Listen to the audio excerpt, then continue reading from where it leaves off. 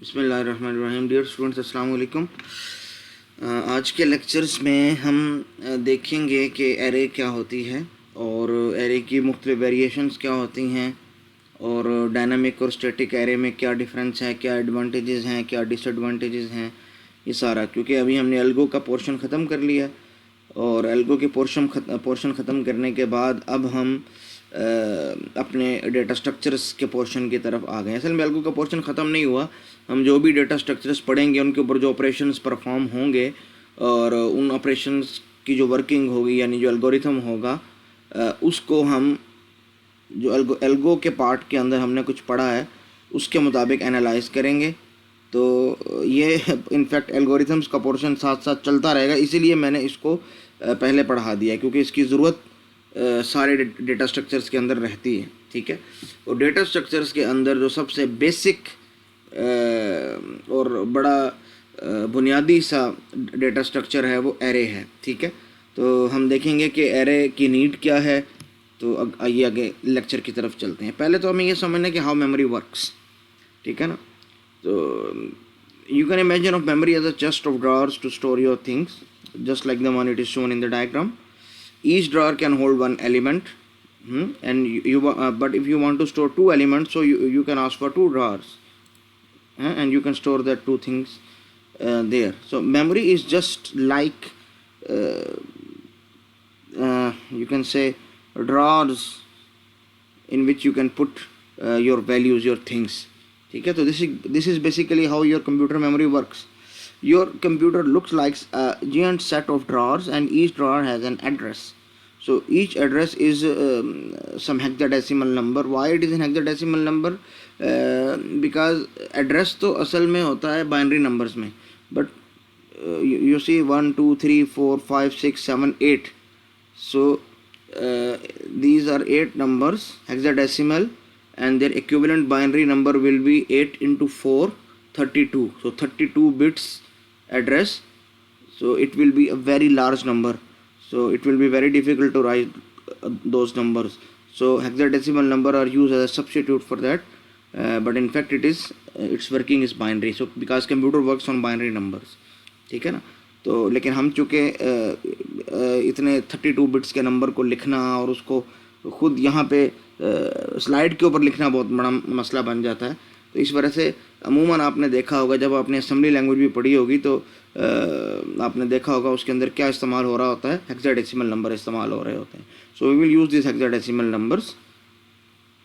ठीक है। और इससे भी ज़्यादा आसानी के लिए हम हो सकता है इंटीजर नंबर्स को आगे चल के यूज़ करें। सिर्फ आपको ये बताना था कि हेक्साडेसिमल फॉर्म के अंदर होता है। हम एग्जाम्पल्स में आसानी के लिए डेसिमल फॉर्मेट भी यूज़ कर सकते हैं, लेकिन आपको ये समझ होनी चाहिए कि हेक्साडेसिमल के अंदर होता है। So each time you want to store an item in memory, so you ask the computer for some space, a drawer, and it gives you an address where you can store your item. It's just like the old system of PO box numbers. ठीक है ना। you go to your post office and buy or you can say rent पे मिलते थे। ठीक है ना। So you can pay for your box number and each box had a number and that number is itself an address. सो आपने देखा होगा कि एड्रेसेस अभी भी बाज़ दफ़ा ऐसे लिखे जाते हैं, mailing address PO box number 1 2 3 4. So that boxes are arrange just in this order. ठीक है ना। So if you want to store multiple items, so there are two basic ways. There are arrays and lists, so we will discuss these later on. Now you have understood how computer memory is organized. So there are boxes, or there are drawers, there are containers where you can store your data, and each container has an address. ठीक है ना। तो simplicity के लिए जो कि addresses हमारे पास एक तरफ से शुरू होते हैं और आगे तक जाते हैं, तो हम क्या कहते हैं कि memory is just like a large tape of locations where each location has an address. ठीक है, इस तरह। Now any location on this tape can be randomly accessed by this address. In fact, tape is a sequential storage device. If you have to access this 19, so first you will read 1, then 2, then 3, then 4, and so on up to 19. But here this tape will work as random access device, ठीक है ना। Random access के अंदर क्या होता है, if you are at element number 1, so you can access element number 4 from that, and from 4 you can jump to element number 2, and then you can jump to element number 7 or 8 or something like that. So you can address any value at any time if you know the address, if you know that at which address that value is present, ठीक है ना जी। अब tape के अंदर क्या होता है, जो सिक्वेंशियल टेप है, कि अगर आपको 8th एलिमेंट को एक्सेस करना है तो आपको उससे पहले सारे एलिमेंट्स को रीड करके 8वीं तक पहुंच के उसको प्रोसेस करेंगे। रैंडम एक्सेस में ये है कि एक टेप है, लेकिन आपको एड्रेस मालूम है हर एलिमेंट का, हर बॉक्स का, हर ड्रार का, हर कंटेनर का, what ever you name it, और वहाँ आप पहुँच सकते हैं। सिर्फ आपको उसका एड्रेस मालूम होना चाहिए, जिसको हम एग्जांपल लेंगे पीओ बॉक्स नंबर मालूम होना चाहिए, ठीक है ना।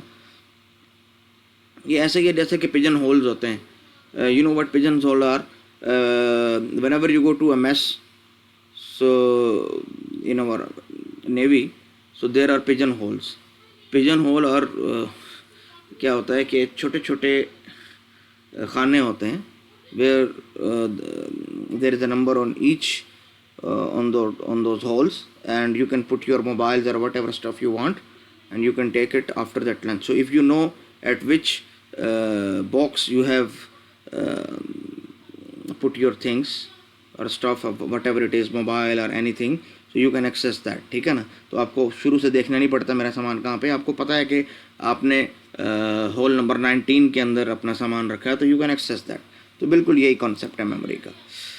अच्छा, सबसे पहले एक और कॉन्सेप्ट है कि वेरिएबल क्या होता है, क्योंकि वेरिएबल ही की एक्सटेंशन है एरे। तो variable is in fact a place holder, that box in fact, that drawer in fact, it is a variable. So placeholder or structure to store a basic unit of data. So variable is in fact used to store a basic unit. What is meant by this basic unit? Basic data types that are predefined in a language, like integer, boolean, float, and double, long double, like that. Character data type. Example, one integer variable stores a single integer data, and one float variable stores a single decimal or point data, float data. Now question is, in a computer, where is that value assigned to a variable stored? In fact, it is in memory, and most possibly it is in RAM, random access memory. But where exactly in memory? On some physical address that we have already discussed. Because memory is divided into physical locations, and each location has a particular address associated with it. Just like, so suppose this is a tape of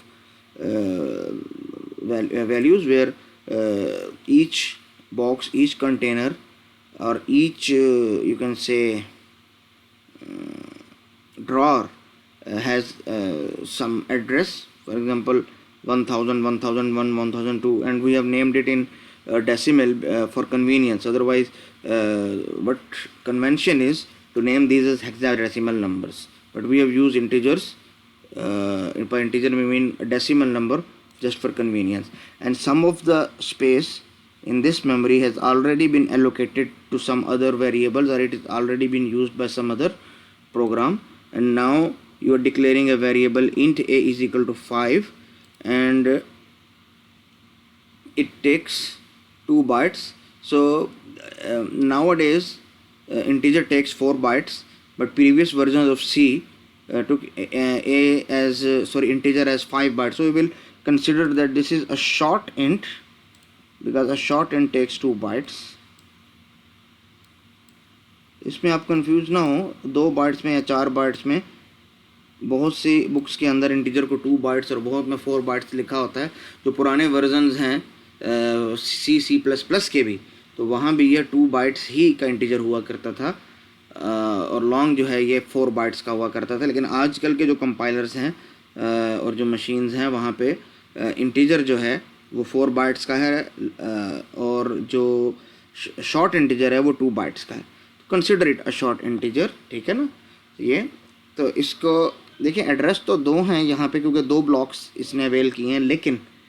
लेकिन यहाँ पे जो ये ए है, ये label होगा first वाले को, जो जहाँ से ये शुरू हो रहा है, ठीक है। तो ए इस 1000 वाले एड्रेस को पॉइंट कर रहा है, ठीक है ना। और फॉर एग्जांपल एक और करेक्टर हम ले रहे हैं, एक और variable character n is equal to small c, तो वो भी कहीं मेमोरी में लोकेट हुआ, it will take only 1 byte, ठीक है ना, and it will be named as n। अब हम आगे आगे आगे जाना चाह रहे हैं। वो आगे क्या जाना चाह रहे हैं कि समटाइम्स इन अवर प्रोग्राम, ठीक है ना, यानी ऐसा नहीं होता कि हमेशा हमें सिंगल वैल्यूज़ चाहिए।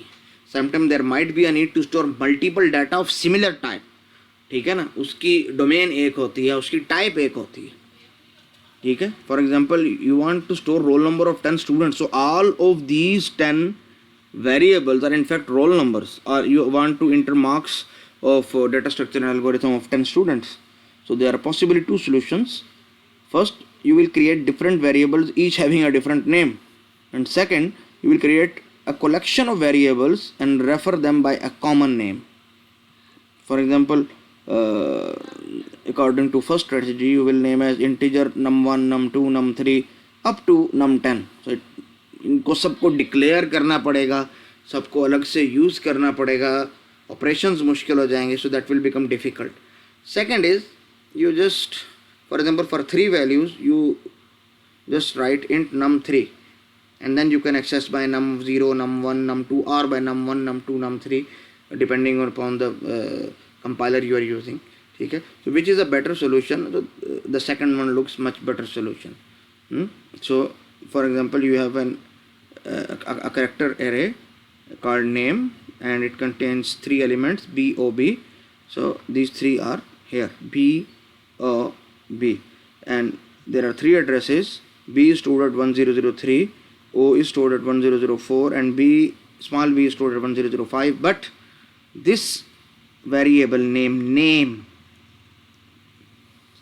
it will point to the first address of this whole array block, ठीक है। अब इन दोनों में फ़र्क क्या है, ठीक है ना। ये भी एक 2 बाइट्स की कॉन्टिग्यूअस मेमोरी लोकेशन है, और ये एक 3 बाइट्स की कॉन्टिग्यूअस मेमोरी लोकेशन है। यहाँ पे ए पॉइंट कर रहा है फर्स्ट एड्रेस को, यहाँ नेम पॉइंट कर रहा है फर्स्ट एड्रेस को। व्हाट इज़ द डिफरेंस कि ये 2 मिलकर एक ब्लॉक बन रहा है, और यहाँ ये 3 ब्लॉक्स मिल के एक कम्बिनेशन ऑफ ब्लॉक्स बन रहे हैं। तो this is the basic difference between these two, ठीक है। तो यहाँ पे देखें, ये जो साइज़ होता है डिक्लेरेशन के वक्त, it must be finite, so you have to know that how much elements you need, तो you have to mention it, ठीक है ना।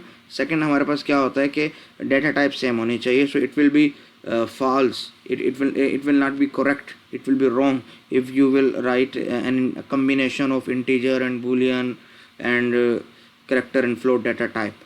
So you either all of them has to be float, either or all of them have to be of integer or character or boolean data type, ठीक है।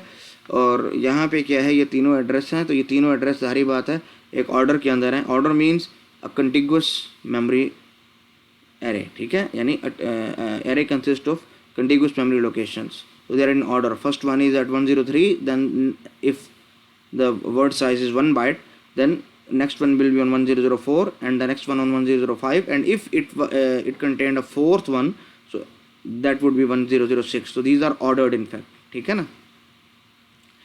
Now we have studied that array is a finite ordered collection of homogeneous data elements where ordering is maintained by storing all elements in contiguous memory locations or contiguous memory locations, ठीक है, continuous. So there are 3 properties. First one is finiteness, second one is memory locations are in order, or there it consists of contiguous memory locations, continuous memory locations, ठीक है, adjacent memory locations, and data is homogeneous. So by finite we need that array contains only a limited or finite number of elements because arrays are static in nature. Arrays static होती हैं, इनका size increase या decrease नहीं होता. Once you have declared an array of 10 elements, so you cannot enter 11th element in it, ठीक है ना। You can enter 9, you can enter 10, other one will be 0, लेकिन you cannot enter more than 10, ठीक है।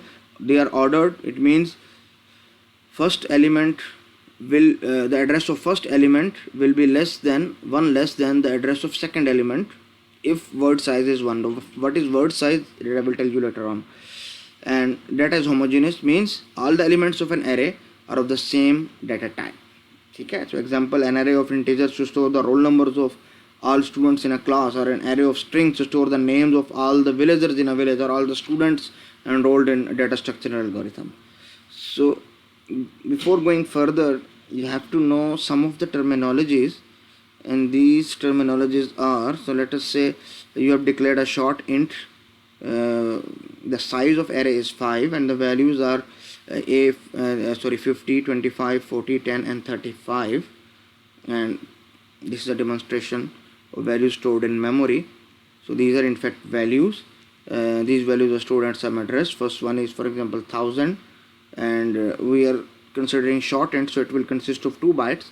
So the address of next one will be 1002, and next address will be 1004, and then 106 and 1008. But this A will be pointing, this A is in fact pointing towards the address of, or it is referring towards the address of the first element only. Now, what will be the index? So this is the question. यहाँ एक चीज़ समझने की ज़रूरत है. So normally we start index from 0 up to n minus 1 if n is the size of array, and you can access these elements by writing the index in square brackets after the array name. So a of 0 will be 50, a of 1 will be 25, a of 2 will be 40, a of 3 will be 10, and a of 4 will be 35. But this is in fact what is the behavior of C language while dealing with indexes. In Fortran, if you will say integer a5, so index will start from 1 up to 5, so 1 to n, not from 0 to n minus 1. So it is the main difference. So in algorithms, we are not in fact dealing with actually implementing it in through coding, through some program using a high level language. So we have an open choice. We may start from 0 to 4, or we may start from 0 to n, n minus 1, or we may start from 1 up to n, but we have to be consistent. So there is another method that's more feasible, that you label the lower boundary by a constant name. For example, you say it is named as L, whatever it is, 0 or 1, so it is L. L means the lower boundary,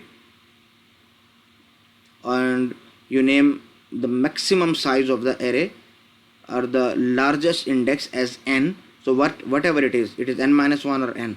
It will be more feasible, especially dealing with languages like Pascal, where you can have indexes of your own choice. For example, you can declare int a minus 3 to 1. So it means the indexes are minus 3, minus 2, 1, minus 1, 0 and 1. So if you will stick in your algorithms with from 0 to n minus 1 or from 1 to n, so it will be a problem. So it is better that you use lower bound and upper bound, so that your algo becomes you can say universal, so it can be used in any language. ठीक है ना. तो सी language के अंदर ये indexes काम करते हैं 0 से 4, और फोर्ट्रॉन में 1 से 5, और पास्कल के अंदर जैसा कि आपने खुद दिए हों. Well actual position is in fact 1 2 3 4 5, no matter what the indexes are, it is a minus 3, minus 2 or minus 1. So actual position is first, second, third, fourth and fifth. So Fortran जो है वो actual position की सही correspondence के अंदर है. ठीक है ना. So this short int a5 is in fact, it is mentioning what is the size, what is the length and dimension of the array, and this 1000 is in fact the base address, and we will refer to it as B or M in our next slides. And what this is in fact the lower bound L, and this is the upper bound, and we will denote it by U. So these are basic terminologies, so you have to be familiar with these before moving forward. अब आगे है मज़ीद कुछ terminologies. So for example, we declare a float array A5 and we have elements like 50.50, 25.50, 40.50, 10.00 and 35.00. So suppose this is memory, and it has got some addresses, and we are going to store this value. So float takes 4 bytes. So the next value will be after 1000, it will be at 1004, and next will be 1008, 1012, 1016. So every block of a float variable consists of 4 address locations. For example, for 50.50 it is 1000, 1001, 1002 and 1003. So these are in fact 4 bytes, and this is what we call the word size of that variable. For example, you are having a character array, so word size will be 1, and in a short int array word size will be 2. In a simple integer array word size will be 4, in float word size will be 4, in double this word size will become 8. So it will change by changing the data type of the array. So I hope now you understand what this word size is, and we will refer to it by word by this symbol W. Now these are in fact values and these are the addresses, so we will not put extra space in these indicating 4 memory locations. This is enough. Now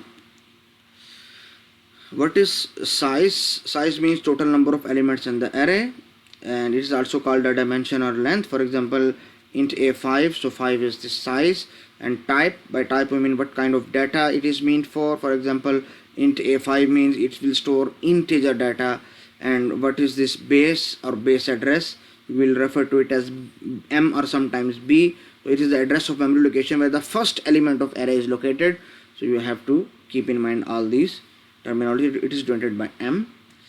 Now there is some more about terminologies, and you know that because we have studied object oriented programming and programming fundamentals, but the purpose here is you will understand in later slides, because this is an abstraction. We are not dealing with programming languages, so we will just calculate how any compiler will calculate the address.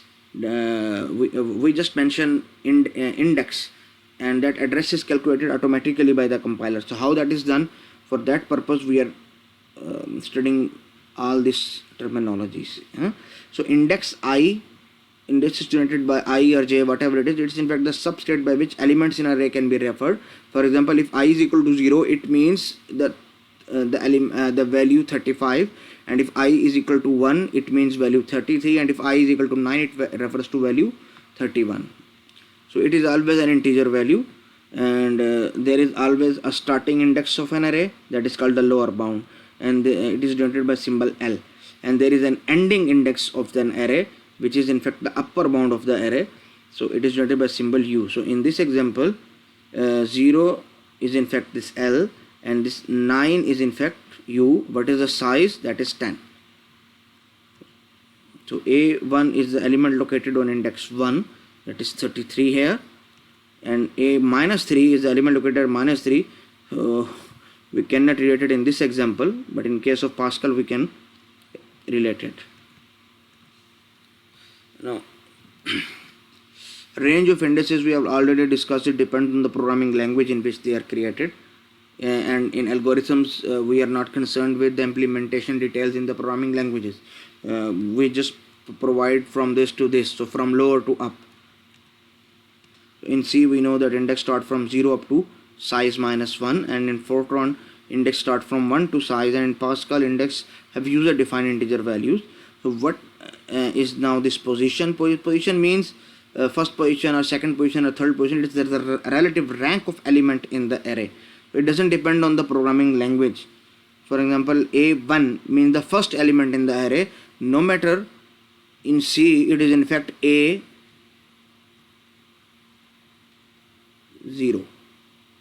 in square brackets. So it doesn't matter. So A0 in C is in fact A1. So A subscript 1 means the first element in the array, means the element of array on location 1, the first element, whether its index is 0 or minus 3 or minus 2 or whatever it is, we are not concerned with. And 85 is the fifth. What is the word size? We are already discussed that is the size of one element in the array. It is denoted by symbol W. So if you understood all this, so you please answer this question. So this is an array from 0 to 8. So in fact it contains 9 elements. So question is, what is the size of A? So you all know 9. So what is the position of A4? The position of A4 is in fact 5th, because it is the 5th element. So what is the index of A8? You know what is the index? In C, its index is 7. So what is the address of A4? So to calculate the address of A4, we must know the base address. So if base address M is 1000 and word size is of 4 bytes, then you know that 1000 plus 4 1004 plus 4 1108 plus 1012, and then plus 4 1016. That will be size of the location of address of A4. So what is the address of A2? So please remember, it is not this A then square bracket 2, it is the second element, which is in fact A1, that is 1004. So total memory occupied by this A is in fact 9 multiplied, means the size of the array multiplied by this word size. So 9 multiplied by 4 is equal to 36 bytes. So what element is on address 1028? So you can write A into 7, means A square bracket 7, or A with a subscript of 8. So it is the same. So pretty simple answers to these questions, but every example will not be so easy. But here is another example which is easy one. Question is, what is the size of A? So you know total elements are 7. What is the word size? So it is 7 in fact. So what is the position of A minus 4? It is second position in fact. And what is the index of A6? So it is 0. And what is the address of A minus 1? So you have to know the base address and word size. And if you calculate, so A minus 1 is 2008. Address of A8. So there is there any 8th element? No. So it is incorrect. There is no answer to this correction, to this question. In fact, you cannot refer to this element. It is incorrect. So what is the address of A2? So A2 also refers to in fact this 8th element. So this is also incorrect. So which element is on address 2004? So you can write A with subscript 3 or with A with index minus 3. It is same. Now every question will not be easy. So quickly, if there is an array from element minus 53 to 100, so what is the size of array? So you will say, please wait a minute, I am calculating it on fingers and in my mind. So whatever it is, 101 elements plus 0th element 102 plus this 53, so total 155 elements. So what is the position of A minus 4? So it's a question. You will see, I will take some time. So what is the index of A61? Now you will be really annoyed with me. You will say you are confusing me. What is the address of A minus 1? If base address is 1517 and word size is 4 bytes. Now अब आपके सबर का पैमाना लबरेज हो जाएगा जी, बस करें, ये क्या मजाक हो रहा है। वो ये जो पिछले 2 क्वेश्चन थे यहाँ तक तो आसान था, ये इसमें तो हमें टाइम लगेगा, देखना पड़ेगा, कैलकुलेशंस करनी पड़ेगी। तो जी बिल्कुल इन चीज़ों के लिए आपको कैलकुलेशन करनी पड़ेगी। और अगर आपसे मैं पूछूँ कि जी A minus 54 का क्या एड्रेस होगा, तो ये बड़ा आसान सा क्वेश्चन होगा। आप कहेंगे जी ये -53 से छोटा -4 होता है, तो that is in fact not included here. So ये इसको रेफर ही नहीं किया जा सकता। तो at least you will get one right answer. देखें इस सब का मकसद क्या है इस स्लाइड का। It is very difficult to answer because the array sometimes it's very big, so it is very difficult to represent the array on paper. So what will you do if you know just the values of m, word size, and what these indices are? So you can calculate these by the help of formulas, by the help of equations. So if you know the equations, no matter how big the array is, so you can calculate them. ठीक है, तो ये इन्हीं equations और इन्हीं formulas को हम देखना चाह रहे हैं। तो equations are needed to answer this question. So now what is the formula to calculate size? So if array is from 0 to 4, or in some other language if array is from 1 to 5, So index is here from 0 to 4, and in the second case from 1 to 5. So what is the lower bound here? 0. And what is the lower bound here? It is 1, and upper bound is 4, and in the second one 5. So size is 5. Size of both arrays is 5. So what is this? In fact, u plus 1, upper plus 1, 4 plus 1, and in this case it is just u. What is the upper? What is the upper value? That will be the size. But you want a general formula, so that can fit every language, because your algorithms are not specific to any language. So आप ऐसा नहीं कर सकते कि 1 to 5 या 0 to 4 को जहन में रख के इसको क्रिएट करें. So you need a general formula that works for all. So what will you do? If you add 1 in this size 5 and then subtract 1, so size will remain unchanged because size will still be u or 5. And the same case here, if you have already added something, so you need to subtract something that doesn't change anything here, so it is only 0, the lower bound. So if you add 1 to the upper bound and then subtract the lower bound, so that will give you the size in both the cases, because here this 0 is lower bound and here this 1 is lower bound. So you have a general formula u plus 1 minus 1 that works for all.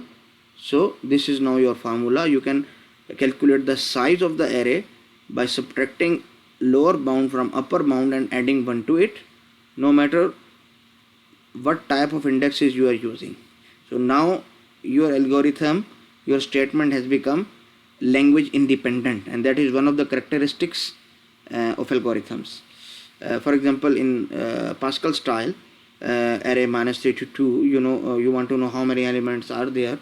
So with the help of this formula you can say that these are in fact 6, and you can verify them from -3 to 2. These are in fact 6, -3, -2, -1, 0, 1 and 2. So this is a general formula that will work for any type of index. So now your formula is language independent. Now there is also a formula in arrays to calculate index from position and vice versa. Now, we will consider the same example, the one with lower bound 0 and the one with lower bound 1. So index here starts from 0 and here it starts from 1. So what is the actual position? It is corresponding, where here it is not corresponding. At index 0 we have position 1, index 1 we have position 2, but in this case, in second case, index is equal to position. But we need a general formula. So we know that index of A1 is 0 and index of A2 is 1, index of A3 is 0. So it means if you subtract 1 from this subscript, you will get the index. No. So if you subtract 1 from this P, where P is the subscript, you will get the index. Well, in other case, A1 is equal to this. So how to make a general formula? What will you do? That you will say that if we subtract and add 1, so the value will not change on right hand side. Here we have already subtracted 1, but what if we add 0? Because 0 is here the lower limit and 1 is here the upper limit. So we can have a general formula that if we subtract 1 from P and then add the lower bound of the array, so it will work for any type of index, whether it starts from 0 or 1 or -3 or -31, whatever it is. For example, you want to find the index of fourth element of this array, or in other words, you want to find the index of element located at position 4, or you want to find the index of A4, where 4 is the subscript, and lower bound starts from -30 and upper bound is 20. So you will just put values in this formula and you will see answer is -28. So let's verify. It starts from -31 So position first is we need the fourth element. So first position has index minus 31, then minus 30, then minus 29, then minus 28. So fourth one is at minus 28, and our answer is also minus 28. So we have verified our formula. So to calculate index, we will add lower boundary to that position, the position for which you want to find the index, and you will subtract 1. So it is a general formula that will work for any type of indexes. So now your formula is in fact language independent. So you can use it in any of your algorithms to make your algorithms independent of language. So there is also a formula to calculate the address from index or position, and this is actually happening in computer, because logically you are saying whatever the word size is, that element at index 1, 2, 3, 4, 5, but in fact the addresses are dispersed. There are many type of addresses. In character array, the address of each next element will be one more than the previous one. In short int array, it will be 2 more. In float, it will be 4 more. So there are many categories of addressing schemes. So what will be the general formula for that? So we are going to discuss it here. So we will consider the same examples. The first one, both have array size 5. The index of first example runs from 0 to 4, or in other words 0 to n minus 1, where n is the maximum size of the array, or you can say upper bound of array, and in this case it runs from 1 to n, or more precisely 1 to u. Now index here is from 0 to 4, and address is, for example, 100, 1000, 1001, 1002, 3 and up to 4. We are supposing a character array, and here it is from 1 to 5, and addresses are same. So one thing I must repeat here, that we are using base 10 numbers here. Why? Because they are commonly used in our daily life, but computer works on binary numbers, and the best representation of those binary numbers is in hexadecimal numbers, because every 4 digits in those binary numbers can have an equivalent hexadecimal number. So the conversion is easy. So in practical computer science we use hexadecimal numbers, but now for the sake of simplicity we are just using base 10 numbers, or normal numbers, decimal numbers. By decimal I mean base 10. Now address of 0 is 1000. Here address of 1 is 1001. Address of A2 is 1002. So if we generalize it, it is in fact 1000 plus this 1 index, and 1002 plus this 2 index. And in simple words we can say that a of I is equal to 1000 plus this I. But is this enough? This 1000 is the base address, so we can write m plus I. This is not enough. So we will see it how it is not enough. Here address of A1 is equal to 1000, A2 is equal to 1000, A3 is 1002. So in fact it is 1000 plus 1, we also know that, and it is 1002 is in fact 1000 plus 2. So it means whatever the index is here, so this 1000, so what will be added to this 1000 or base address? It will be this I minus 1, because if it is 2 we are adding 1, if it is 3 we are adding 2. So if it is I, we will add I minus 1. So why this is not enough? Because we have to multiply something, but before that let's get both of these in a unique form. So here I is 1 is being subtracted from I, and 1 was this index, the lower bound. Here if we subtract the lower bound 0, so in fact it will be the same. So we can write it in a uniform form. Okay? Now will word size matter? Yes, because if it is here we are considering that word size is 1. So 1000 plus 1 means 1001. But we know if word size was 2, so in fact 1000 plus 1 multiply by 2. So it will become 1002. So that is why we have to multiply the word size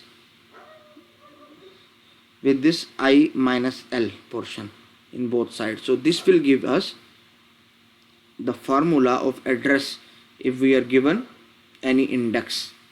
So what is it? We will first consider the base address, and we will add word size multiply the result of this bracket. And what is in this bracket? I minus L. I is the index for which you want to calculate the address, and this L is in fact a lower bound. So it will give you a general formula that you can use for any type of indices. Now, for example, array is from -1 to 1 Pascal style, and lower bound is -5, upper bound is 1.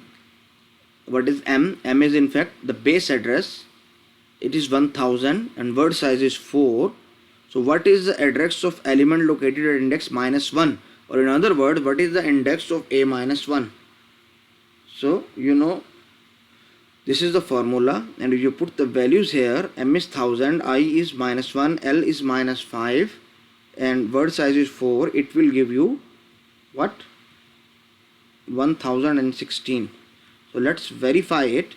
Index is from -5 to 1, and we are starting from 1000, and we are adding the word size 4 to get the address of the next element.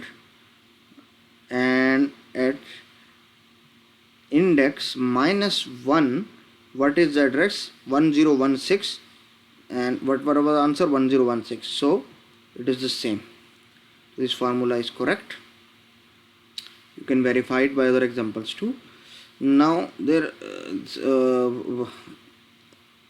we got these formulas. First one to calculate the size of the array, where U was the upper bound and L was the lower bound, and the second one to calculate the index. So this is a formula where L is the lower bound of the array and P is the position of the element for which you want to find the index, and how to find the address if you are given index. So that is M plus I minus L whole bracket multiply by W, where M is the base address of the array. You know what base address is. I is the index, you are very familiar to it, and L is the lower bound array and W is the word size. This is also called the indexing formula and can also be expressed in the form of position as address is equal to M plus P minus 1 into W, because I minus L is in and P minus 1 the value is same. So I minus L and P minus 1, there is no difference in this value. You can check it through any table. Okay. Now let's see this indexing formula. So why are we studying it? Because we need this indexing formula to understand what is actually happening in computer. Because what we see, just the abstraction of data type.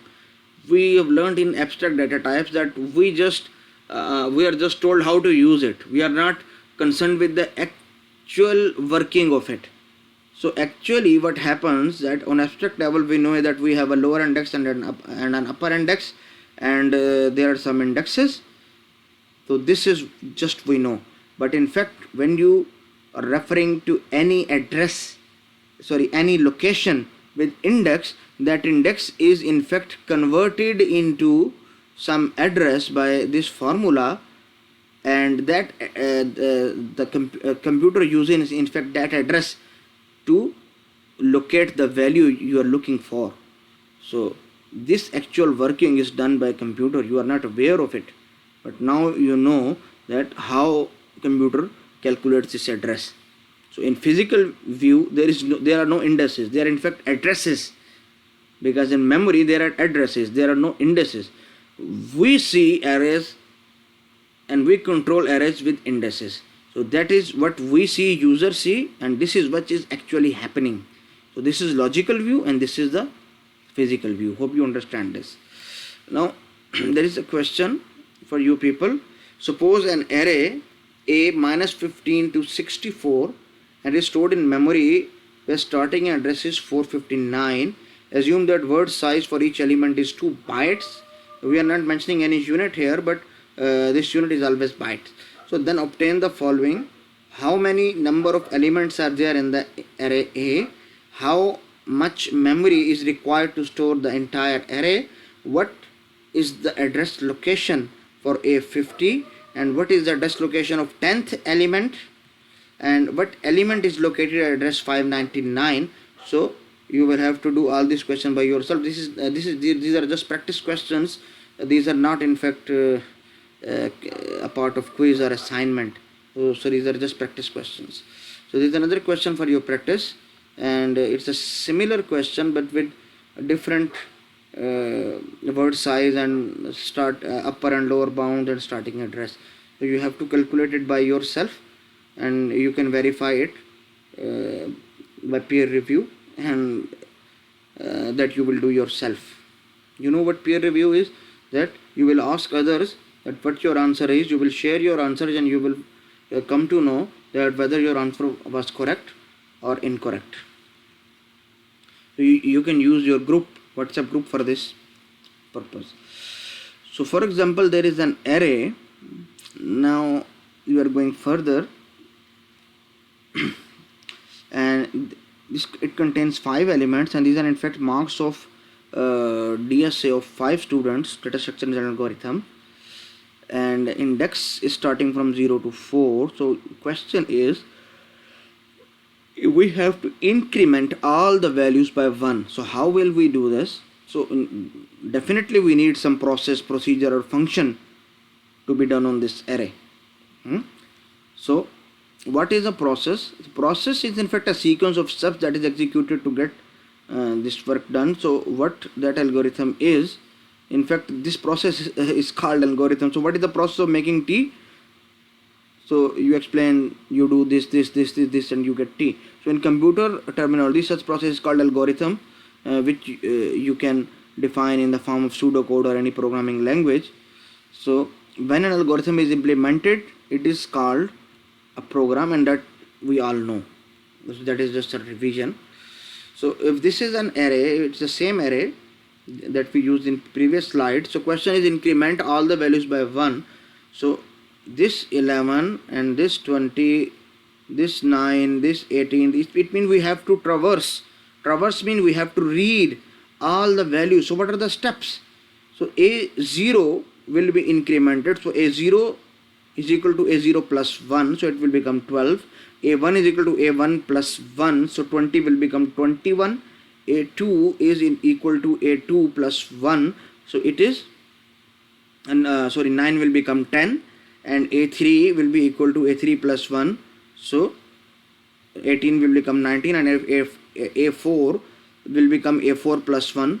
So 15 will become 16. So what is common here? Same thing is being done repetitively, but just using the different values. So better to do it using a loop. So how will we use a loop? You see, this value is from 0 to 4, 0, 1, 2, 3, 4, and here 2.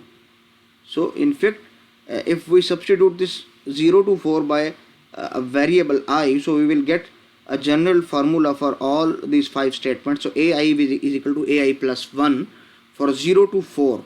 So I from I0 up to where I is less than or equal to 4. So mean from 0 to 4, what will we do? We will do this thing. But how will we approach to this 4? We will increment the value of I every time we increment the value of the array. So this is a general form. So you can also do it using a for loop. So for I is equal to 0 to 4, AI is equal to AI plus 1, and that is all, because you don't need to increment this I in a for loop. It is predefined, it's by default there, incremented.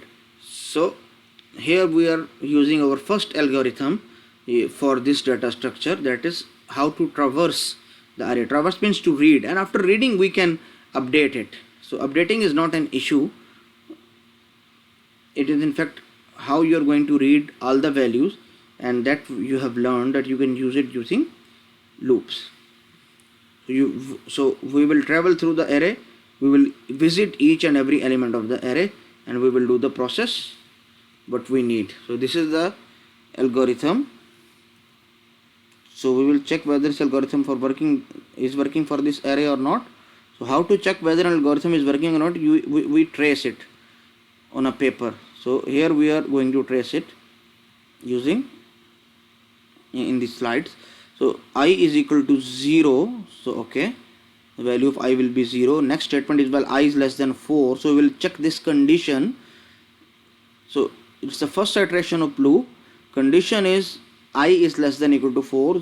I is 0. So 0 is less than 4. It is true. So body will be executed. A of I will be equal to A of I plus 1. It means 11 plus 1, 12. So A of I is 0. So A of 0 will become 12. It will become updated. So update operation is very simple. It takes just 1 unit time. So it takes order of 1 time to update any element. And I is equal to I plus 1. So I will become 0 plus 1, 1. And loop will end. It will try for the next iteration and check the condition. Condition 1 is less than 4. It is still true. So we will execute the statement in body. So A of 1 is equal to 20 plus 1, that becomes 21. And I will be incremented. Loop ends. Condition will be checked again on third iteration. Condition is still true. So 9 will be incremented to 10. Just a simple update operation. So I am not writing a separate algo for update operation because it is so simple. I will be incremented and then again condition will be checked. Condition is still true. Yes. And 18 will become 19. I will become 4. Condition is still true because 4 is less than equal to 4. So 15 will become 16. I will become 5. Loop will end, checking for the next iteration, and condition is false. So we have done. So updated values are now 12, 21, 10, 19 and 16, and that is all what we needed. So we have done. So this is the algorithm to traverse the array. It is very simple, but same problem here. Will this algorithm work for any kind of array? Whether C, Fortran, Pascal, whether small, large array? No, because we have used 0 and 4. So the lower and upper bound of every value, every array is not 0 and 4. So why not write in general form? So there may be indexes like this. So this algo will not work for it. So this I is equal to 0, let's change it to I is equal to L, and this I is less than equal to 4, let's change it to I less than equal to U. Now this algo will be able to do any kind of processing, because now you are able to access, you can traverse every element, you can reach to every element of the array. Okay, so this traverse algorithm, simple, we are going to run. So I've just wrote process AI here. So process means whatever you want to do, but you have to but you have read it, means you have traversed it. You want to increment the value, you want to decrement, you want to update, whatever you want to do, you can do in this place. It is a lower boundary, it is the upper boundary, and I is equal to L, and condition is still true. So I will process it, and by process I mean here I want to increment. So this 11 will become 12. So 11 plus 1, a of minus 2. So next I will be incremented, so I will become minus 1. So next iteration I will be checked, condition is checked, minus 1 is less than equal to 1. So condition is still true. So we will do this process again. And what was the process? Incrementation process. So a of 1 is equal to now 21, and incrementing the value of I becomes 0. Loop ends, and you will check the condition again for the next iteration. So 0 is less than equal to 0, condition is still true. So a of 0 will become 9 plus 1, 10 now. And similarly in the second statement of body of loop, while loop I will be incremented. I is now 1, so condition is still true, so it will iterate one more time. A of 1, or in fact 18, it will become 18 plus 1, 19, and then I will be incremented, I will become 2, and this time the condition will be false, so we will stop, and we have got what we needed. We have updated every value. Now the new array the new values are 12, 21, 10 and 19. It works for any type of array now, no matter what the lower or upper bound of the index of array is. Now we have done with the traversing algorithm, and we know what update is. For traverse algorithm you need an input of array A with some n elements, and what will be the output? That will be according to process, whether you want to increment or just read, whether you want to print, whether you want to update, and what data structure you have used, array from lower to upper bound. So what were the steps? I is equal to L, and while this I is less than equal to upper bound, you will do the process whatever you are told to, and you will increment the I so that you reach to that upper bound, and you will stop. Now there is another algorithm called search algorithm. So question is, search for an element and tell whether it is present in the array or not. So our next algorithm on or operation on this array is searching. So how will you search? So ultimately you need a value to search. For example 9, and you will see 9 is not equal to 11, no. 9 is not equal to 20, no. 9 is equal to 9, yes, you have found that. For example, suppose, and if you find a value, what will you do? You will return it index. You will not return that value, you will return that index. So index of 9 is 2, so you will return 2. And suppose this value is 22 and you have matched it with 11, then 20, then 9, then 18, then 15, and you didn't find it. So what will you say? The search is unsuccessful and you will return nothing, null. So this null is with respect to algorithms. In language you can control it by returning a negative value where negative value is not allowed. For example, in C if you return -1, so you know -1 is not allowed. So if index return is -1, so you can have a check there that it is unsuccessful. So that are just implementation details. So that may vary from language to language. Here we are writing null. So that is not, this null is not with respect to any specific programming language. In general, we are writing null means it will return nothing. Mean it will return no index or any wrong index which is not valid. So this is algorithm of search array. So will traverse array algorithm will be used here? Yes, definitely. If you will not traverse any value, if you will not reach any value, how will you make comparison with that value of this value to be searched? So definitely you need the basic of traverse array algorithm, and you will alter the actual process. So what will you do? This value to be searched is 9. So you will say I will start from I is equal to 0 while I is less than equal to 4, and what will be in this body? Process AI.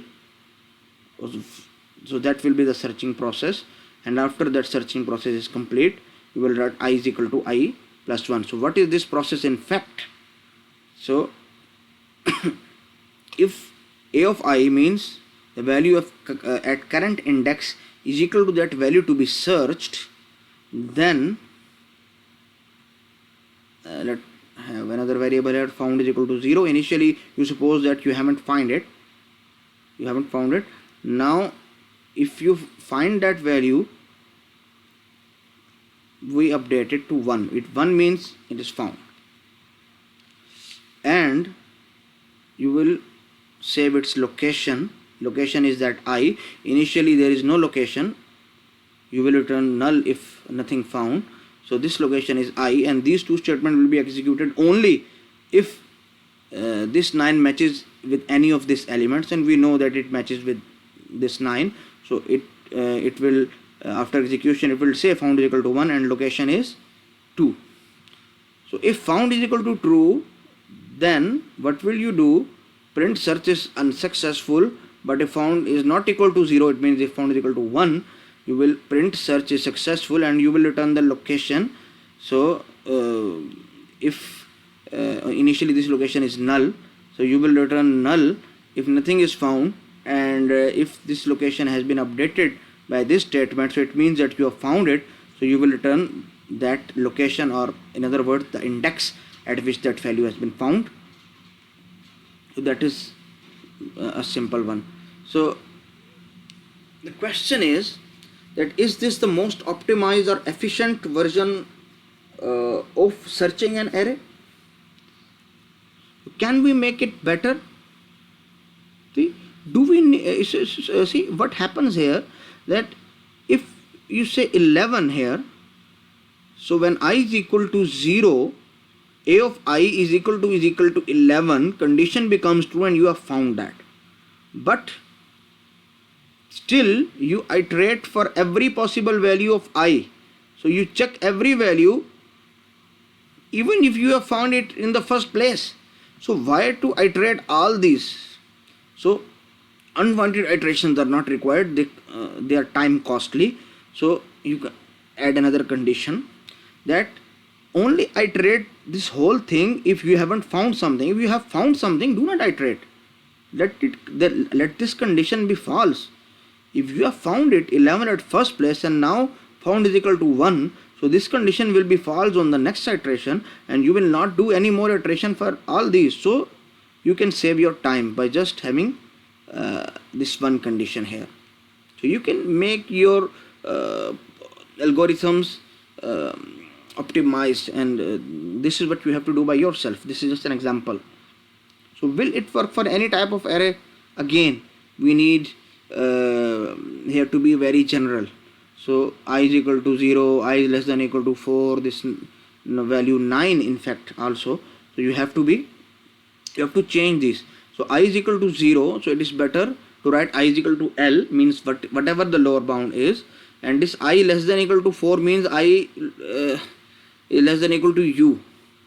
Now there is another question, that will it work for any value to be searched? No, it will work for only 9. So why to write 9 here? Why not write give a name this value to this value to be searched as key, and we will write a of I is equal to key. Then you have to do all this procedure. So it is better now. So here we have written it separately to avoid confusion with all the updates necessary. I hope it is clear now. Now suppose you want to search 20. So if in the first step I is equal to L, it is the lower bound, so I will become -1, found is equal to 0 and location is null. While I is less than equal to U, you have to check the condition. Now what is U? Upper bound 2. So -1 is less than 2, yes, and found is equal to 0. So both the conditions are true. So we will iterate its body, we will execute its body. If a of I is equal to key, so 11 is equal to key. No, it is not equal to key. So we will not go execute the body of this if, and we will go after this loop where just I is incremented. So I will become 0 and body of loop will end. We will start our second iteration, but before that we will check the condition. So I is less than equal to U means 0 is less than equal to 2. Condition is true, found is still 0. So we will execute the body. If a of I is equal to key, a of I is now a of 0, which is 20, and key is also 20. So condition is true, found is equal to 1, and location is now I means 0. So now we'll increment I to 1, and if body of loop has been ended, so we're going to check the condition again for the next iteration. So I is less than equal to U, first condition is true, but second condition 1 is equal to 0 means found is equal to now 1 and it is not equal to 0, so this is false. And whenever we have an AND operation between two conditions, so to be the whole condition to be true, both of these subparts have to be true. So if found is equal to 0, you will print this, but found is equal to 1, so you will go to the else portion and you will print search is successful, and you will return this location, and this location is in fact the index, which is 0. So here it was the trace of this algorithm for some specific input. Now this was the algorithm for search array, where input was array A with some elements, n elements for example, and there was a value key that you have to give as an input, and this key is in fact the element to be searched.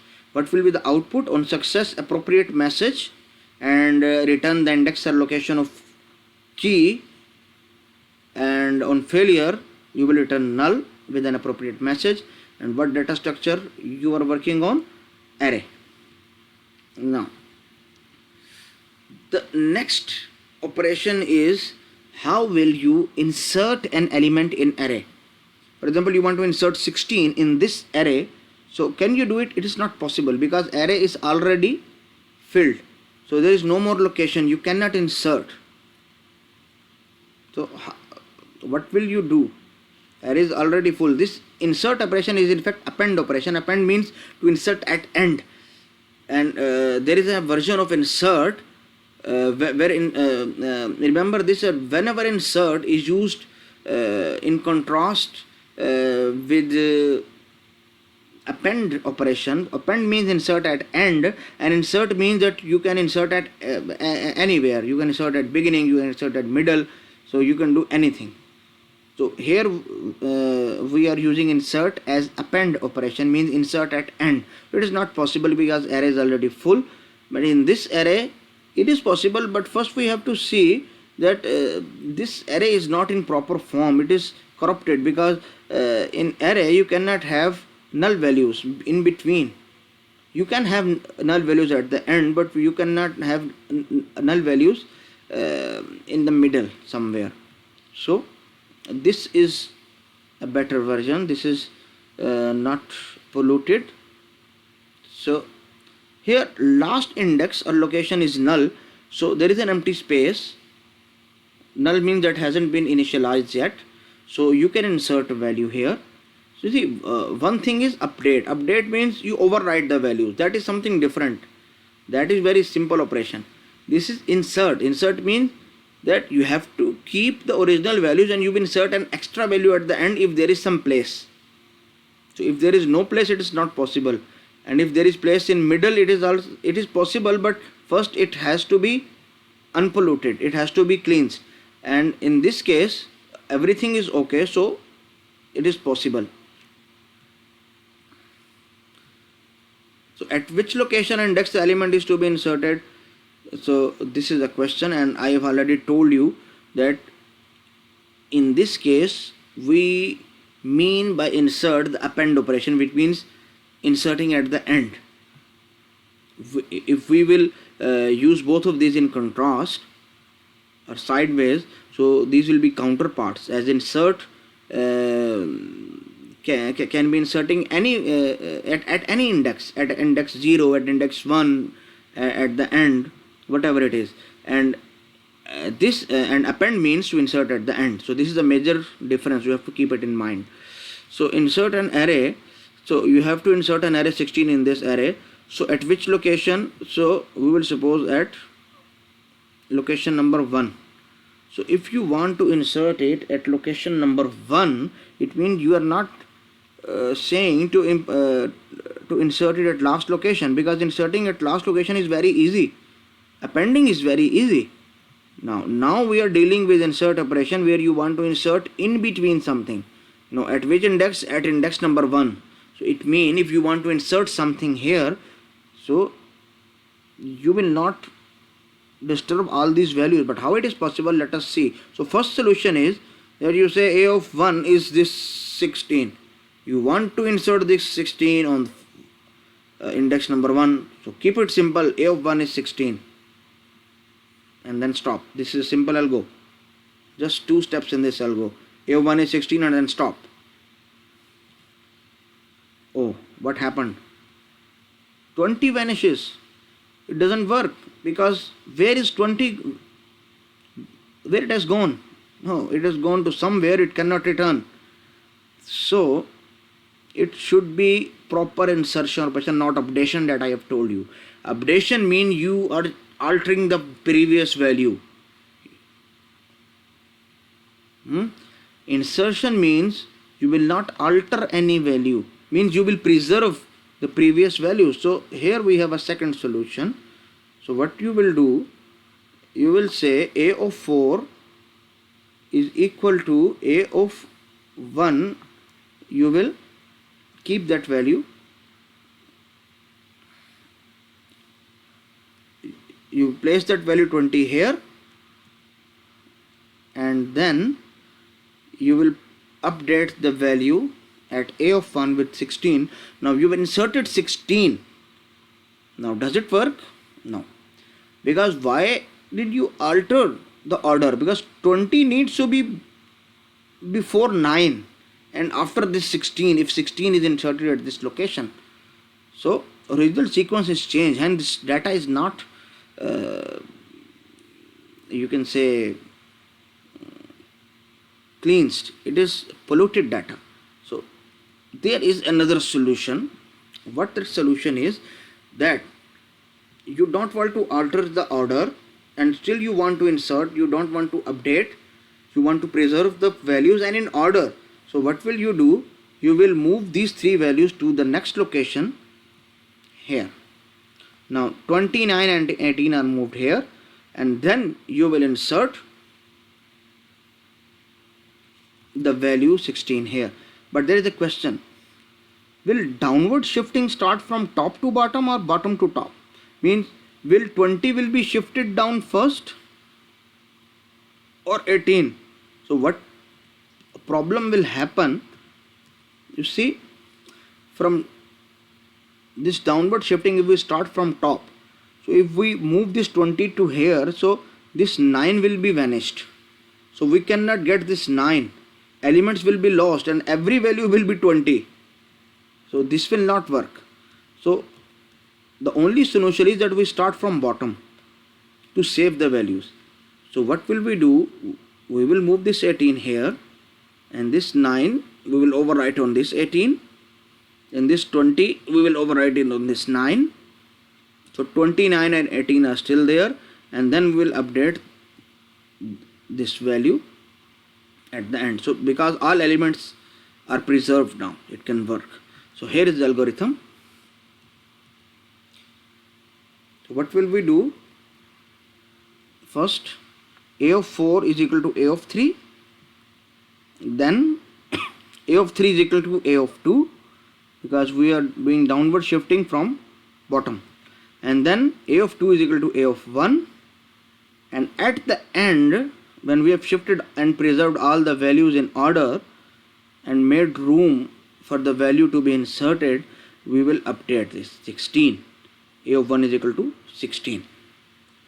So these are the 4 operations. But if you see, all the 3 operations are of the same type. A4 is equal to A3, A32, A21 is a bit different, A1, 16. So we will group all these as a loop. It is better to write it in a general form, because you know whatever value is here on the left side of his equal side, equal sign, on the right hand side it has the index 1 less than the index that has been used on the left hand side. So A of I is equal to A of I minus 1, and we are starting from 4, and while I is greater than equal to 2, you are doing the same thing, and from 4 to 2 you will not increment, you will decrement the value of I, and after all this work has been done, what will you do? A of I is equal to 16, you will update the value. So these are the 3 values. So why not to write it in general form? This 4 is in fact the upper bound, and I is greater than equal to 2, you can also write it as I is greater than 1, and that 1 is in fact the location or index the element is to be inserted at. So you can write it as location, I is greater than location, and AI is equal to that key. Yes, first name that key at location number I. So now this algo will work for every type of array. Now see, algo is not complete yet. We have just written this portion, and in fact this is the else portion, because first we have to check array is full or not. Because if you want, if you know that the last one is not null, it means there is no room for any value to be inserted. So if value at last index, the uppermost one, is not empty, it is not null, it means then there will be no work. You cannot insert it. In the else portion you will write all this. So now your algorithm will be complete. You can write a message there in the if portion that array is full, insertion is not possible. So it is better to give message, and then you will stop at the end. So this loop in fact controls the downward shifting of elements from bottom to top. So here we are going to trace the algorithm. It is the complete algorithm. Now for this array, you know, key is equal to 20, location is -1. What will happen? A of u means A of 1 is not null, so it will print array is full, insertion not possible. So we will not perform operation on this array. We can perform the else portion only on that array which contains at least one empty space at the end. So that is what it's all about. So I is equal to, now if A of u is not equal to null, condition is not true, it will go to the else portion, and I is equal to u means I is equal to 1, and I is greater than location. You know location is -1, so 1 is greater than -1, so condition is true. So what will we do? A of I is equal to A of I -1 mean A of 1 is equal to A of 0. It means A of 1 will become 40 now, and then I will be decremented. Loop will end, and again it will check for the next iteration, and you will see value of 30 will be updated at the end of this loop. You will see here it is. Now I is greater than location. No, it is not greater than. So loop will end here because condition is false. So what will it do? The value at this location will be updated to this key. So A of -1 will be equal to 20. So now algorithm has stopped and array looks like this, and that was all what we wanted. We wanted to put 20 in between 10 and 30, because we wanted to put 20 at location -1. It means it will become 20, so 30 and 40 will shift downwards. So this is how it is moving downwards. So it was the algorithm for insert array, and what input was required? An array and key and also location. So it has 3 parameters. Output on success element will return key value inserted index. Index has been mentioned as input as location, and on failure appropriate message will be displayed, and we have used this operation on array data structure. So the next and the last one is, how will you delete an element from array? So what is the value of element to be deleted? For example, it is 60, so you will match it. So it means you have to search the value. So you will use the searching algorithm as a sub part of this algorithm, and searching algorithm we have already done that in previous slides. So it will return, it will match all these 10, 20, 30, 40, 50. It will not find 60, so it will say element is not there and it cannot be deleted. But if it says 20, it will look 10, no, 20, yes, it has found.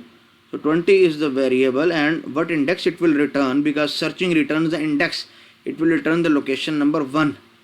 So this, now we want to delete it. Simple operation, a of 1 is equal to null, deleted. What else you will do? See, this data is not cleansed. Empty location is it between other elements. So is this empty location should be at tail, otherwise this will be considered as corrupted data. So what will we do? We will now move shifting this sub portion of array upward. In the previous one we used shift down, now we will shift up. So if we move this 50, we will alter the order, so we will not use it. See, we will shift it upward. So now upward shifting will be used or downward. If you use downward shifting, everything will be ruined, because in downward shifting 50 will be copied to this will become 50, and this 40 is vanished forever, it cannot come back. So this will not be the solution. You see here, if upward shifting starting from bottom, if we copy 50 here, element is lost, so it cannot work. So what will we do? After deleting this, after searching the index is 1 and this 20 has been deleted. Now no need to delete. In fact, if you overwrite it, it will be vanished forever.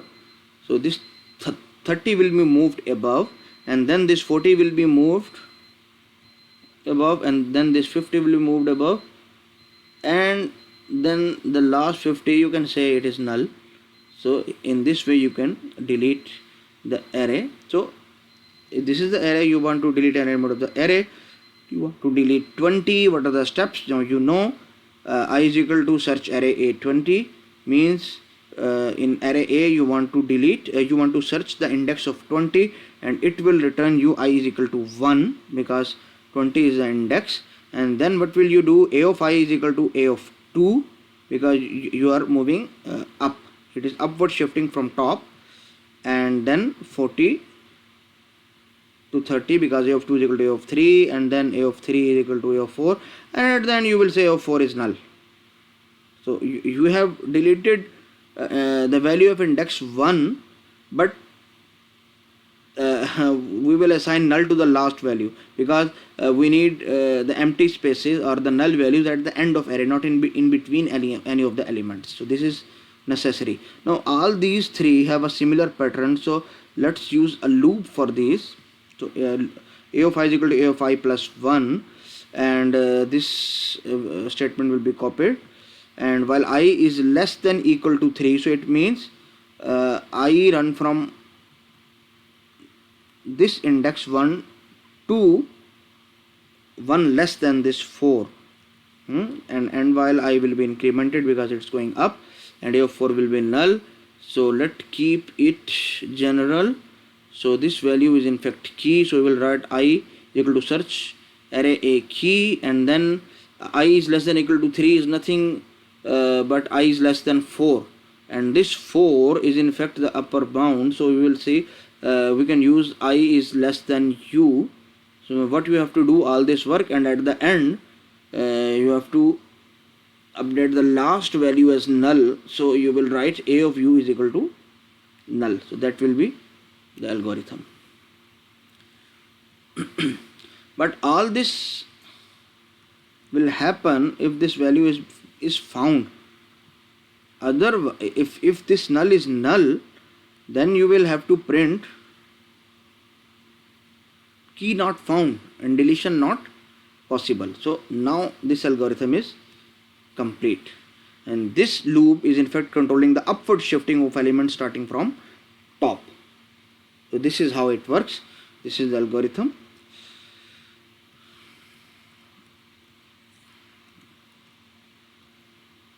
So let's trace it on value 22. So if I is equal to search array A and key is 22, so when it search it doesn't find it, and what will it return? Null. So if I is equal to null, then it will print key not found, deletion not possible, and it will stop. So this is the example where key is not found. So let's consider another example. where we can find actually this 22 at location -1. So I will return the search array will return -1 and I will be assigned this value -1. Now if I is equal to null, no, -1 is not is equal to null, so this condition is not satisfied. So we'll go to the else portion where actually this deletion is happening. So what you are going to do, a of I is equal to a of I plus 1. You have updated one value here, and then for the next iteration condition is also true, so you are updating another value, and now you have found 1 is less than 1. No, it is false. It means you have reached the right position. Now what will we will delete the last value as a of 1 or upper bound is equal to null, and after this will be the array. So we have in fact deleted 22. This was the initial array, and these are the intermediate arrays, and this is the resultant array. Now this was the algorithm for delete array, and for algorithm you have to mention what is the input and what is the output. These may be mentioned as pre and post conditions. So this all you have to mention when you are writing algorithms. Difficult topic has been finished, my students, and now there are some easy topics, so let's deal with them.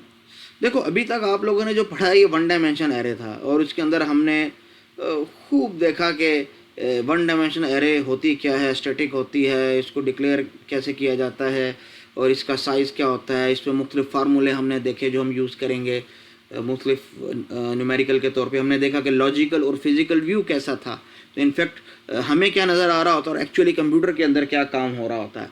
और इसी तरह हमने ये देखा कि one dimensional array के अंदर हम किसी चीज़ को फाइंड कैसे करते हैं। सर्च, जिसको हमने सर्च का नाम दिया, ट्रैवर्स ऑपरेशन है, बड़ा बेसिक ऑपरेशन, यानी किसी भी वैल्यू को एक्सेस कैसे किया जा सकता है, उस तक पहुंचा कैसे जा सकता है। और इसके अलावा हमने ये देखा हम इंसर्ट कैसे कर सकते हैं, अपेंड किसे कहते हैं, डिलीट ऑपरेशन कैसे परफॉर्म हो सकता है। तो ये सारे एल्गोस को हमने स्टडी किया, ठीक है। सिंपल एल्गोस थे, तो इतने ज़्यादा कॉम्प्लेक्स एल्गोस नहीं थे। आपने पिछले कोर्सेज में इसको इम्प्लीमेंटेशन पॉइंट ऑफ व्यू से देखा भी होगा। अब हम बात करते हैं टू डायमेंशनल एरे की। देखो, the arrays we have discussed so far are known as one dimensional arrays, क्योंकि वो एक लिस्ट के फॉर्म में थे, ठीक है। Because the data is organize linearly, means in one line, in one direction, but many application require that data may be stored in more than one dimensions. For example, you want to store a table which is also an array which consist of rows and column. तो table के अंदर रोज columns होती हैं, तो वो भी एक special type of array है, that is in fact to dimensional array. Example आपको दी हुई है यहाँ पे, ठीक है। आप इस फॉर्म में स्टोर करना चाह रहे हैं वैल्यू, जहाँ पे आपके पास कुछ रोज हैं एज अ फर्स्ट डायमेंशन और एज अ सेकंड डायमेंशन कुछ कॉलम्स हैं। तो सी के अंदर हर लैंग्वेज का अपना हिसाब है, इनको कंसिडर किया जाता है N array of arrays. It means the first row will be considered first array, the second will be considered as second array, the third as third array, fourth as fourth array, and fifth as fifth array. And all of these arrays are combined as an array to get two-dimensional array. So in fact, an array of individual 5 arrays, ठीक है, where each row represents how, यानी कि कितने हमारे पास arrays हैं, ठीक है। तो हमारे पास टोटल 5 एरेज हैं, हर रो एक एरे को डिनोट कर रही है, तो 5 रोज हैं, तो हमारे पास 5 एरेज हैं, और हर एरे के अंदर एलिमेंट्स कितने हैं, जितने नंबर ऑफ कॉलम्स हैं, तो 1 2 3 4, ठीक है। So this representation is called arrays of arrays representation, ठीक है। अब होता क्या है, मेमोरी के अंदर ऐसा नहीं हो रहा होता। मेमोरी के अंदर वो उसी एक लाइन के अंदर हो रहा होता है। जैसे ही एक रो, एक एरे ख़त्म हुई, उसके बाद दूसरी, उसके बाद तीसरी, और up to I rows. So it requires in fact I contiguous memory of size K, where K is the size of individual elements, ठीक है। यानी कि एक रो के अंदर कितने एलिमेंट्स होंगे, कितने कॉलम होंगे, that is the number of columns in each row, ठीक है। और Now suppose there is a 2-day array with 2 rows and 5 columns. So it is this logical view. हम उसको इस तरह से देख रहे होते हैं कि उसके वो 2 रोज की फॉर्म में है और 5 कॉलम्स की फॉर्म में, लेकिन इनफैक्ट मेमोरी के अंदर क्या हो रहा होता है कि वो एक ही लाइन के अंदर स्टोर हो रहा होता है वो 10 कंटिगुअस मेमोरी लोकेशन में स्टोर हो रहा होता है, जिसमें से 5 को वो एक एरे कंसिडर करता है, अगली 5 को वो एक और एरे कंसिडर करता है और उनको मिला के 2 एरेस की एक एरे बना देता है। ठीक है, अब जब यहाँ तक बात पहुँच गई है तो जाहिर बात है इनके एड्रेसेस को कैसे कैलकुलेट किया जाए। तो the address of elements with respect to rows and columns can be calculated by the following formula. इस फार्मूले को आप यूज़ कर सकते हैं। ठीक है, address of A I J where I is number of row and J is column, b plus w into c plus I minus lr plus j minus lc, where b is the base address, w is the word size, it's also called the storage size, and lr is the lower limit of the row because there are no, अब हमारे पास सिर्फ अपर और lower limit नहीं है, अब हमारे पास column की भी एक अपर लोअर लिमिट होगी और रोज की भी एक अपर लिमिट और लोअर लिमिट होगी। इस वजह से हमने उसको एल आर और एल सी के से हमने उसको डिनोट किया है। तो L R in fact the lower limit of rows और starting row index, and L C is the lower limit of columns और in other words the start column index of matrix. Matrix means two dimensional array, and C is the number total number of column of given matrix. For example it is 1 2 3 4 5, so it is in fact 5। ठीक है, ये हो गया हमारे पास।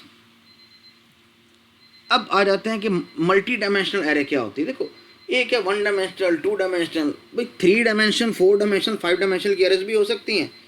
ठीक है, तो for example 3 dimensional array है तो उसमें से फर्स्ट डायमेंशन को हम कहते हैं प्लेन। भाई ये एक प्लेन है, इस प्लेन के अंदर कुछ रोज और कॉलम से मिलकर एक 2 डायमेंशनल एरे बनी हुई है। फिर अगले प्लेन के अंदर भी यही तरतीब है, अगले प्लेन के अंदर भी यही तरतीब है। तो सी के अंदर बिल्कुल 3 डायमेंशनल एरे को N array of 2 dimensional arrays समझा जाता है कि 2 डायमेंशनल एरेज की एरे, क्योंकि 3 2 डायमेंशनल एरेज है इस केस में, और 2 डायमेंशनल एरे को एरे ऑफ एरे समझा जाता है, एरे ऑफ 1 डायमेंशनल एरे। ठीक है, तो ये देखें, ये 2 डायमेंशनल एरे है तो it is an array of 1 2 3 4 5 arrays. ठीक है, और ये 3 dimensional array it is an array of 3 2 dimensional arrays. ठीक है, तो the same concept can be extended to 4D and 5D and 6D arrays, लेकिन वो उम्र इतने ज़्यादा लेवल पे हम इस्तेमाल नहीं करते। ठीक है, no what are the applications of array. Array हम यूज़ कहाँ पे करते हैं। बल तो आपने प्रोग्रामिंग के इतने कोर्सेज पढ़े हुए हैं कि जैसे प्रोग्रामिंग फंडामेंटल और ऑब्जेक्ट ओरिएंटेड प्रोग्रामिंग, तो आपको पता होगा कि आपने एरेज को कहाँ यूज़ कर सकते हैं आप। लेकिन हम इस कोर्स में थोड़ा एडवांस भी जाएंगे और हम देखेंगे कि जो चीज़ें आपने पहले नहीं पढ़ी वहाँ भी हम इसको यूज़ करेंगे। So arrays are use to implement mathematical vectors and matrices. आपको पता है आप मैट्रिक्स को यूज़ कर सकते हैं, सेट्स को, लिस्ट को, सीक्वेंस को, और इस तरह और बहुत सी चीज़ें जो रेक्टेंगुलर टेबल्स हैं उनको आप स्टोर कर सकते हैं।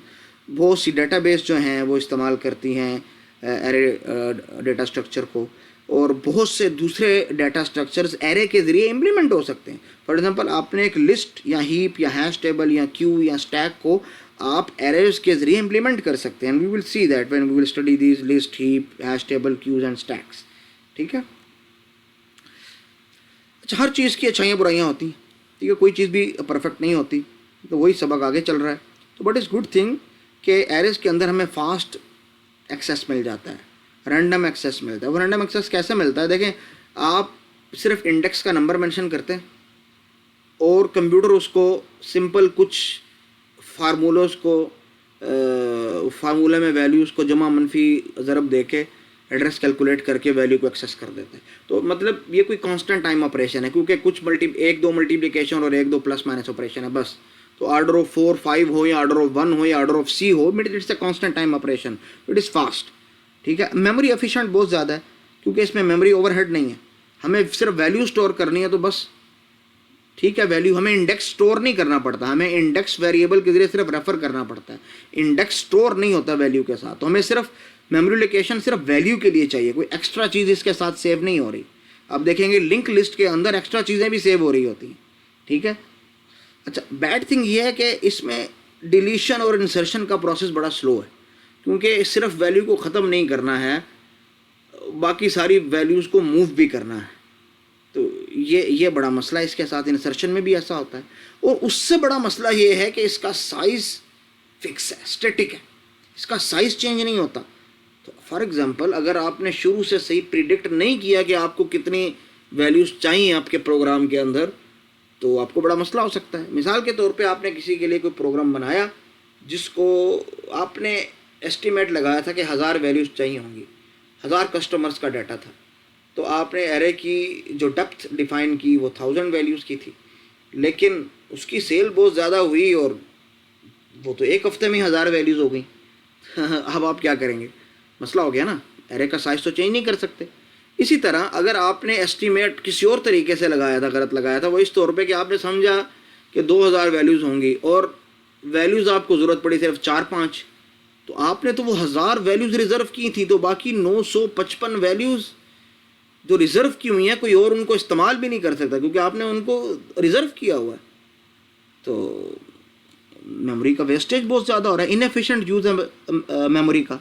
तो ये एरे के साइज़ फिक्स होने में, मतलब कि एरे के स्टैटिक होने में हमें प्रॉब्लम्स हैं, ठीक है। इसीलिए हम डायनामिक डाटा स्ट्रक्चर यूज़ करते हैं, ठीक है। डायनामिक डाटा स्ट्रक्चर क्या होता है? देखो, most often we face situations in programming where data is dynamic in nature. That is, the number of data items keep changing during execution of the program. तो हमें मेमोरी कम भी नहीं चाहिए और मेमोरी को खाम में वेस्ट भी नहीं करना। For example, consider a program for processing a list of customers of a corporation. The list grows when names are added and shrinks when names are deleted. तो डायनामिक डाटा स्ट्रक्चर वो होते हैं जो static नहीं होते।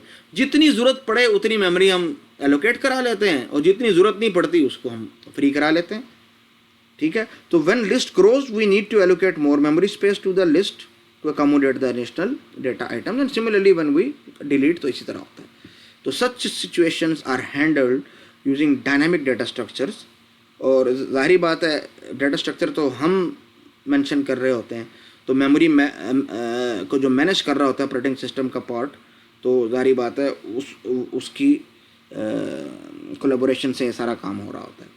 तो dynamic data structures का advantage क्या है? They provide flexibility in adding, deleting और rearranging data items at run time, ठीक है ना। And they permit us to allocate additional memory space और to release unwanted space at run time, thus optimising the use of storage space, ठीक है। तो हमारे पास मेमोरी का यूज़ बड़ा एफिशिएंट तरीके से हो रहा होता है। अब डायनेमिक एरेज भी एक नया कॉन्सेप्ट है, नया तो नहीं, पुराना है, लेकिन मतलब आपने देखो अभी तक यही पढ़ा है कि एरेज जो हैं वो स्टैटिक होती हैं, और बहुत से बच्चों ने पढ़ा होगा जी एक डायनेमिक एरे भी होती है, ये वेक्टर्स इस्तेमाल होते हैं, वेक्टर एरे इस्तेमाल होती है, और भी बड़ी टाइप्स इस्तेमाल होती हैं। तो अब ये क्या है कि ये क्या वाकई डायनेमिक है कि नहीं? इनफैक्ट देखो, एरे स्टैटिक है, एरे कभी डायनेमिक नहीं हो सकती। तो जब हम डायनेमिक का लफ्ज़ इस्तेमाल करते हैं एरेस के साथ, तो एक अचंभा सा होता है कि why we are using this word dynamic, how its size grows और श्रिंक्स एज रिक्वायर्ड। असल में होता क्या, आपने इनिशियली एक एरे डिक्लेयर की 5 एलिमेंट्स की, आपको ज़रूरत पड़ी 7 एलिमेंट्स की। आप करते क्या हो, आप एक नई एरे बनाते हो जिसका साइज़ फिक्स होता है 7 या 8 या 10 जितना आपको चाहिए, और पहली वाली एरे के एलिमेंट्स इसमें कॉपी करते हो और पहली वाली एरे को मेमोरी से उड़ा देते हो, यानी उसको डीएलोकेट कर देते हो और इसको वही नाम दे देते हो जो पहली वाली एरे का था। तो इस तरीके से आप यानी कि महसूस ये हो रहा होता है कि एरे डायनामिक है, हकीकत में वो डायनामिक नहीं होती है, वो एट द टाइम स्टैटिक होती है, लेकिन हम उसका use as a dynamic array कर रहे होते हैं। तो in fact a new array is created when the old array becomes full by creating new array object. So we copy over the values from the old array and then reassign the new array to the existing array reference variable. जो भी variable का name होता है वो हम इसको assign कर देते हैं। तो इनफैक्ट अंदर कोडिंग में ये हो रहा होता है, और एब्स्ट्रैक्ट तौर पे हम ये समझ रहे होते हैं कि हम कोई डायनामिक एरे यूज़ कर रहे हैं। तो in fact array is not dynamic,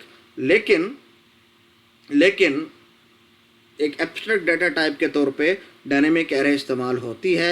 user को नहीं पता होता अंदर क्या हो रहा है। अंदर हो ये रहा होता है कि उससे बड़े साइज़ की या उससे छोटे साइज़ की एक स्टैटिक एरे को नए सिरे से डिफ़ाइन करके पिछली एरेस की वैल्यूज़ को इसमें कॉपी करके पिछली वाली को उड़ा के उसी का वेरिएबल का नेम इसको देके यूज़र को पेश कर दिया जाता है। तो इस तरह से यूज़र उसको समझ रहा है कि it is a dynamic array. तो चूँकि हमारे पास मेमोरी अमूमन काफ़ी होती है, तो there is no limit on the size of such structures. हाँ, ये है कि we run out of memory, तो वो एक अलग बात है। तो एग्जांपल ये है, for example here is an array, ठीक है, तो जिसके अंदर अभी नेक्स्ट एलिमेंट हमने 4 पे इंसर्ट करना है, तो वी हैव टू इंसर्ट 5, तो हमने 5 इंसर्ट कर दिया। In fact it is append operation क्योंकि we are inserting at the end. और फिर हमने इंसर्ट करना है 2, हमने इंसर्ट कर दिया। अब आगे कोई जगह नहीं है, तो हमने कहा जी इंसर्ट 3, कहाँ इंसर्ट करे? वो बेचारा तो कहीं इंसर्ट नहीं कर सकता, तो वो करेगा क्या? देखो the array is full and there is no room for new item. तो करेगा क्या? वो एक नई बड़ी एरे बनाएगा। ये आपकी मर्ज़ी होती है कि आप किस एल्गो को फॉलो कर रहे हैं। बाज़ दफ़ा आप कहते हैं कि हर एक वैल्यू इंसर्ट करने पे मुझे एक, यानी कि एक नई एरे बनाओ जिसमें एलिमेंट एक ज़्यादा हो, ये वाले इसमें कॉपी कर दो। और बाज़ दफ़ा कहते हैं नहीं, जब नए एलिमेंट की ज़रूरत पड़ी है तो आइंदा और भी पड़ेगी, तो जितना इसका साइज़ है उतने ही और एलिमेंट्स और कर दो, या 5 एलिमेंट्स या 10 एलिमेंट। वो आपके एल्गोरिथम पे करता है डिपेंड कि इंटरनली आप क्या प्लान कर रहे हो। इस केस में सपोज हमने सिर्फ एक ही एलिमेंट का इजाफा किया है, यानी एक नई एरे बनाई है जिसमें अब हमारे पास 6 के बजाय 7 एलिमेंट्स हैं। और हमने क्या किया है, we copy the elements of the old array into the new array, और वो जो नया एलिमेंट इंसर्ट करना था वो हम इंसर्ट कर देते हैं, ठीक है, और पिछली वाली को हम उड़ा देते हैं, ठीक है। तो होता क्या है, before every insertion first we need to check if the array needs to grow और नॉट। अगर पहले से जगह है तो हम इंसर्ट कर देते हैं, अगर नहीं तो हम ग्रो कर देते हैं। अब कितना ग्रो करना है, देखो हमने पहले बात की कि हमें देखना है कि हमें मेमोरी टाइम या स्पेस या टाइम में से एफिशिएंसी चाहिए। तो एक मेथड तो ये है कि आप हमेशा एक यानी जब भी कुछ इंसर्ट करना है, एक वैल्यू भी इंसर्ट करनी है, तो एक नई एरे बनाएं जिसमें एक वैल्यू ज़्यादा हो। और दूसरा ये है कि भाई ये तो हर इंसर्ट पे हमें काम करना पड़ जाएगा, तो उसमें ज़ाहिरी बात है क्रिएट करने में, कॉपी करने में, इंसर्ट करने में या डिलीट करने में बहुत वक्त लगेगा, तो वो टाइम वाइज इतनी एफिशिएंसी नहीं है। तो आप इस तरह करें कि स्पेस पे कंप्रोमाइज़ कर लें, ठीक है। तो आप मल्टीप्लाई बाय 2, यानी अभी एरे का साइज़ था 10, आपको 11वें की पड़ी ज़रूरत, तो आप नई एरे बनाओ 20 के साइज़ की, इसमें 10 एलिमेंट ये हों, 11वां आप इंसर्ट कर दो, बाकी 9 की जगह रहे। तो हर इंसर्ट पे आप ये सारे स्टेप ना कर रहे हो। स्पेस वाइज तो आप थोड़ा इनएफिशिएंट हो गए हो, लेकिन आपने अपना टाइम सेव कर लिया। तो ये टाइम और स्पेस में ट्रेड ऑफ जो है ना चलता रहता है, ये याद रखिएगा, ठीक है ना। तो when you grow by doubling it works well in practice because it grows very large very quickly, ठीक है। So from 10 it becomes 20 and then it becomes 40, then 80, then 160, and you know when you multiply by 2, ठीक है, and you go up to n from 1, or when you go from n down to 1 and you divide by 2, then the complexity is nearly log of n to the base 2. So to insert n items you will need to do approximately log of n to the base 2 resizing, and log of n is considered a very efficient space complexity, ठीक है ना। But while we do the copying operation it is expensive, तो time wise जाहिर बात है ऐसे होता है, ठीक है। तो when the doubling does happen it may be time consuming, and right after doubling half the array is empty, so it is जाहिर बात है स्पेस जो है वो हमारी एफिशिएंटली यूज़ नहीं हो रही, ठीक है ना।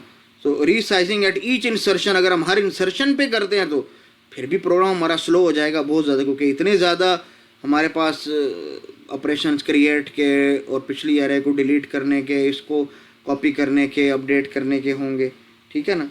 तो इसी तरह एक और कॉन्सेप्ट है कि भाई इनिशियली आप एरे में एलिमेंट रखो ही नहीं, जब आपने एरे डिक्लेयर की तो देयर इज़ नो एलिमेंट, ठीक है। जब आपको कोई वैल्यू इंसर्ट करनी है तो आप एक मेमोरी लोकेशन लो, और यानी एक साइज़ की एरे लो और उसमें इंसर्ट कर दो, ठीक है। और इसी तरह अगली वैल्यू चाहिए तो 2 साइज़ की एरे लो, तो आप इस तरह भी कर सकते हैं। और सेम में भी कंसिडर फॉर डिलीशन कि जब आपके पास 4 एलिमेंट हैं और एरे में 4 की प्लेस है और चारों की चारों प्लेसेस फुल हैं, आपने 4th एलिमेंट को डिलीट किया है तो क्या होगा कि 4th एलिमेंट तो हो गया डिलीट, इसको नल नहीं करना, एरे का साइज़ भी अब 3 हो जाए बस डायनेमिकली, ठीक है ना। तो ताकि ये एक्स्ट्रा स्पेस हमारे पास ना आ रहे, हम स्पेस को अच्छे तरीके से जो है ना इस्तेमाल कर सकें एफिशिएंटली। तो आप ज़ाहिर बात है एक नई एरे बनाओगे साइज़ 3 की, जिसमें पहले 3 एलिमेंट्स को रखोगे और चौथा वैसे ही ख़त्म करना था और फिर आप पहली वाली एरे को उड़ा दोगे। तो ये सारी चीज़ें होती हैं। अब आपको फैसला ये करना है कि टाइम या स्पेस में किस पे कंप्रोमाइज़ करना है, ठीक है। तो समरी हमारे पास क्या है जी कि स्टैटिक एरे के भी कुछ एडवांटेजेस और डिसएडवांटेजेस हैं और डायनामिक एरे के भी। स्टैटिक एरे के एडवांटेजेस क्या है? It is fast.